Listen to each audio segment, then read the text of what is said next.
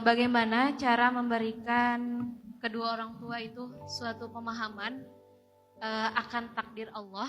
Salah satunya adalah tentang jodoh, karena orang tua sendiri selalu menuntut untuk kamu itu jodohnya harus seperti ini, harus seperti itu. Kemudian apakah boleh kita seorang wanita menurunkan standar kriteria jodoh kita sendiri?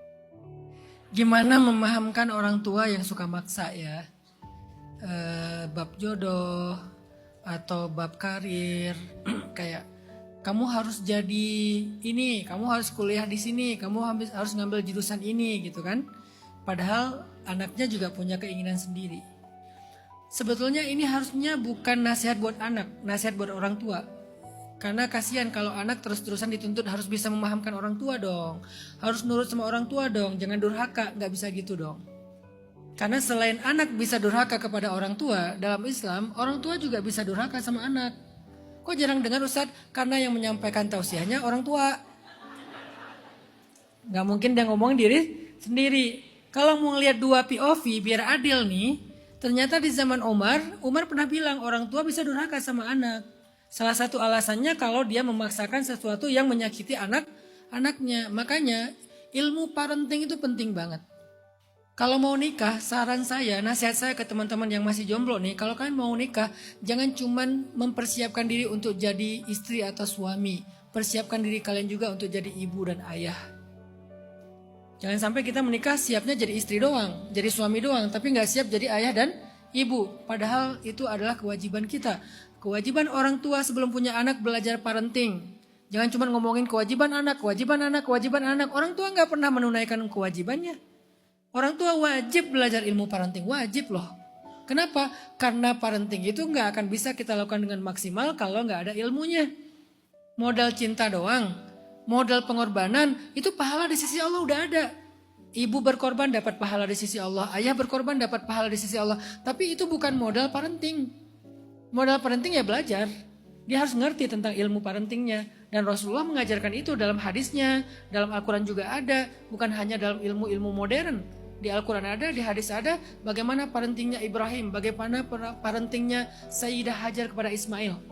Kok bisa ya Ismail itu gak dendam sama ayahnya? Yang ditinggalkan pas dia masih bayi. Datang-datang mau nyembelih. Kok dia masih nurut sama ayahnya? Kok masih ngomongnya ya abati, wahai ayahku tersayang. Berarti kan hasil dari pendidikan Sayyidah Hajar keren banget kepada Ismail. Sampai bikin Ismail begitu berbakti sama ayahnya yang jarang ketemu. Kenapa sekarang malah ada anak yang marah sama ayahnya gara-gara ibunya? Kamu jangan kayak ayah kamu. Di mana ilmu parenting?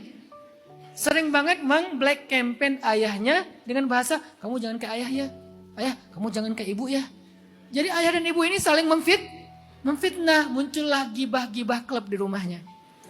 Klub ayah, klub ibu, saling melempar. Berarti ilmu parentingnya gak belajar dari Ibrahim dan Hajar, gak belajar dari Zakaria, gak belajar dari Yakub. Bagaimana cara Yakub mendidik Yusuf sampai Yusuf terhindar dari fitnah perempuan. Itu ada hubungannya dengan Yakub. Apa ayatnya? Gara-gara melihat wajah Yakub yang diistilahkan dengan burhan. Kalau kita baca tafsir, Nabi Yusuf itu kan digoda sama cewek. Ayatnya wahammat bihi wahamma biha. Cewek itu menginginkan Yusuf, Yusuf menginginkan dia. Sama-sama menginginkan. Bukan Yusuf enggak menginginkan, bukan, menginginkan karena normal Nabi Yusuf ini. Cuman Nabi Yusuf dilindungi dengan burhan. Burhan itu apa? Tiba-tiba di depan wajah Nabi Yusuf muncul wajah Yakub alaihissalam. Wajahnya Yakub sedih. Sehingga Nabi Yusuf merasa enggak enak sama ayahnya, menghindar dari perbuatan dosa. Artinya apa dalam ilmu parenting? Nabi Yakub berhasil memunculkan sebuah rasa respek dari putranya sehingga putra ini terjaga dari dosa-dosa karena menjaga ayahnya. Bisa nggak seorang ayah bikin itu ke anaknya? Kan nggak mungkin orang tua ngejaga anak terus, apalagi sekarang era sosial media. Gimana cara biar anak itu bisa jaga diri gara-gara menjaga orang tuanya? Berarti itu parenting. Belajar dari Nabi Yakub, belajar dari Nabi Ibrahim, belajar dari Nabi Muhammad SAW. Jadi sebetulnya ini nasihat buat orang tua. Jangan memaksakan anak dengan apa yang menyakiti dia. Dulu di zaman Nabi, ini bab fikih cinta ya. Saya pernah bahas ini di sebuah sharing. Dulu di zaman Nabi ada seorang laki-laki nanya ke Nabi gini, ya Rasulullah, saya adalah wali dari seorang anak yatim perempuan. Berarti dia pamannya, ponakannya ada di dalam perlindungan dia karena orang tuanya udah meninggal. Anak yatim perempuan yang ada dalam perlindungan saya ini dilamar 2 laki-laki. Yang satu orangnya kaya, yang satu orangnya miskin. Kami lebih berkenan kepada yang kaya, tapi anak ini lebih berkenan kepada yang miskin. Mana yang kami pilih ya Rasulullah? Kata Nabi, pilihlah yang diberkenankan oleh putrinya, oleh anaknya. Sesungguhnya tidak ada perasaan saling mencintai kecuali dinikahkan. Nabi aja nyuruh kita menghargai perasaan anak perempuan. Kalau anak laki-laki kan gak perlu syarat wali kan. Anak perempuan karena ada syarat wali. Wali ini juga bukan mentang-mentang dia adalah syarat sah pernikahan terus dia semena-mena. Enggak. Wali ini harus bijak. Tanya sama anaknya, nak, kak, kamu lebih berkenan sama siapa? Oh sama ini ayah, sama ini abah, sama ini papa dan segala macam lah ya. Kenapa? Coba diskusi. Oh dia gini. Kalau nggak berkenan pun diskusi, selesaikan dengan musyawarah. Jangan dengan doktrin. Pokoknya kamu sama itu, kalau nggak kamu durhaka. Saya nggak ridho sama kamu dunia akhirat. Jangan gitu parenting teh. Parenting itu dengan musyawarah. Bahkan Nabi Ibrahim sudah dapat perintah dari Allah aja masih musyawarah sama Ismail. Wahai anakku, ayah dapat perintah untuk menyembelih kamu. Apa pendapatmu?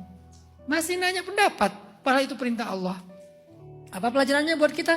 Musyawarahkan. Walaupun itu wajib sekalipun. Padahal kan itu perintah Allah, udah wajib. Masih musyawarah juga, apalagi ini masih hal yang sangat bisa dipilih.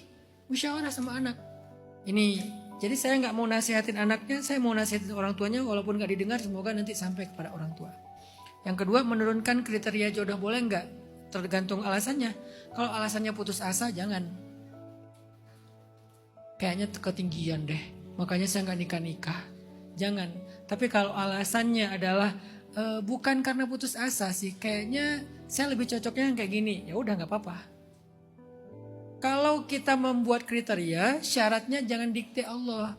Kalau dikasihnya nggak sesuai kriteria, ambil yang pelajaran tadi tentang doa.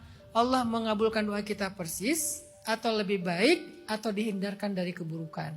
Bisa jadi yang kita pakai kriteria itu orangnya nggak baik buat kita. Memang dalam kriteria ini baik, tapi ada efek lain yang nggak baik. Allah hindarkan kita dari dia. Tetap aja membuat kriteria bagian dari roja, bagian dari berharap kepada Allah. Dan tidaklah seorang hamba berharap kepada Allah yang baik-baik kecuali Allah berikan sama persis atau lebih baik dari itu, atau dihindarkan dari keburukan yang sama dengan kebaikan itu. Kalau alasannya putus asa, jangan. Kalau alasannya kayaknya nggak dikabulkan, jangan. Tapi kalau alasannya kayaknya ini lebih cocok deh buat saya, oke, nggak apa-apa. Tergantung alasannya apa. Allahu a'lam. Masya Allah.